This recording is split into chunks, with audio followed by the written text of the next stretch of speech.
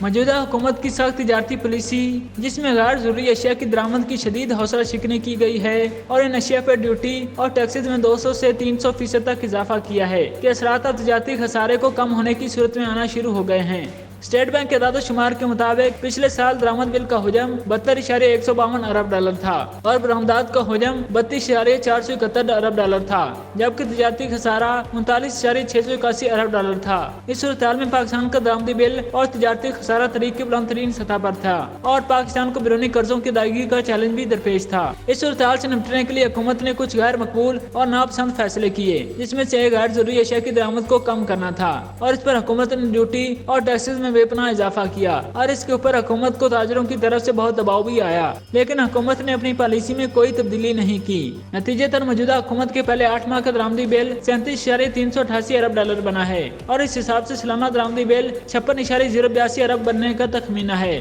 اس حساب سے ایک سال میں گورنمنٹ نے درآمدی بل میں 16.07 ارب ڈالر سے کم کیا ہے، جو ریکارڈ بچت ہے۔ تاہم ابھی بھی درآمدی بل کو 6 سے 7 ارب ڈالر اور کم کرنے کی ضرورت ہے۔ دوسری طرف تجارتی خسارہ جو 8 ماہ کے دوران 18.749 ارب ڈالر ہے اور اس حساب سے سالانہ تجارتی خسارہ 28.124 ارب ڈالر بننے کا تخمینہ ہے، جبکہ بیرون ملک پاکستانیوں سے آنے والی رقم بھی تقریباً اس رقم کے برابر ہیں۔ اس طرح تجارتی خسارہ بیرون ملک پاکستانیوں کی جانب سے بھیجی گئی رقم کے تقریباً برابر ہوگا اور جمع خرچ میں پاکستانی خود کفیل ہو جائے گا۔ اس طرح آئندہ سالوں میں 4 سے 5 ارب ڈالر برآمدات بڑھا کر اور 4 سے 5 ارب ڈالر برآمدات کم کر کے حکومت 8 سے 10 ارب ڈالر سالانہ سرپلس بیلنس آف پیمنٹ میں آ سکتی ہے، جس سے بیرونی قرض اتارنے میں اور IMF سے جان چھڑوانے میں مدد مل سکتی ہے۔ ابھی حکومت نے رواں مالی سال کے پہلے 6 ماہ میں 10 ارب ڈالر قرض واپس کیا ہے اور باقی 3 ماہ میں بھی تقریباً 8 ارب ڈالر کی ادائیگی کرنی ہے، جو اب تک کامیابی سے مکمل ہو رہی ہے۔